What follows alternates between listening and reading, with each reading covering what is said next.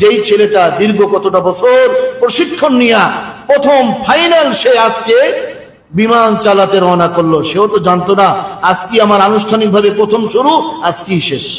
হয়তো বাপ মা তারা লাইভে ছিল, আনন্দ ফুর্তিতে ছিল, জামার ছেলে আজকে আনুষ্ঠানিকভাবে, এর আগে ছিল প্রশিক্ষণ ট্রেনিং, আজকে আনুষ্ঠানিকভাবে সে একটা বিমান হাতে নিয়েছে, নিজে হাতে চালাবে।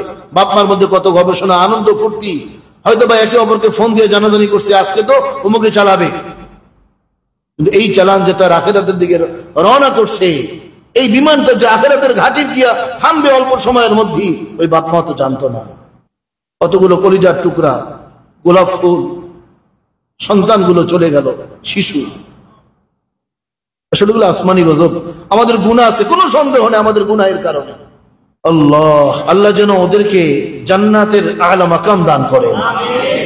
স্বজন হারানোর বেদনা দেখলাম, একজনে লিখছে যে সন্তানকে দিয়ে গেছে, নিজ হাতে মা সন্তানকে দিয়ে গেছে, কিছুক্ষণ পরে সে পাইছে এক টুকরা কয়লা। সন্তান পায় না, কয়লা পাইছে। কঠিন এক দৃশ্য।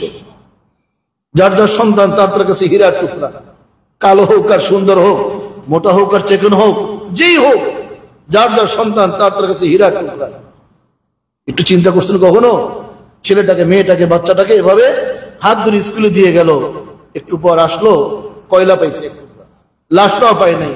আল্লাহ তাআলা আমাদের সবাইকে এ ধরনের আযাব গজব থেকে হেফাজত থাকার তৌফিক দান করেন।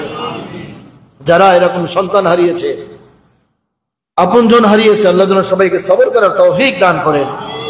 আফসোস, আমাদের সচেতন হবে আমরা কবে? আমাদের রাজনীতিবিদ যারা, সেখানে গিয়ে এক একজনে মনে হয় যেন রাজনৈতিক মহড়া শুরু করছে সেখানে। যাক, এগুলি কি আর বলবো, আমাদের নসিব খারাপ। কবে আসবে সেই দিন যেদিন দেখবো পতাকায় লেখা লা ইলাহা ইল্লাল্লাহ মুহাম্মাদুর রাসূলুল্লাহ। একদিন তো মরণ হবে, এই কালেমা নিয়ে তো মরতে হবে। খুব আফসোসের বিষয়, ভিডিওতে দেখলাম একটা বাচ্চা দৌড়াচ্ছে, অনেক লেখালেখি হয়েছে, শরীরের উপরের চামড়া এভাবে নাই, না ওকে কোনো রিক্সাওয়ালা নিচ্ছে, না কোন সিএনজিওয়ালা নিচ্ছে, সবাই শুধু পালাও পালাও যার যার মতো। ছেলেটা দৌড়াচ্ছে রাস্তায়, বিপদে পড়লে কেউ আপন না তোকে, কে আপন? কেউ আপন না।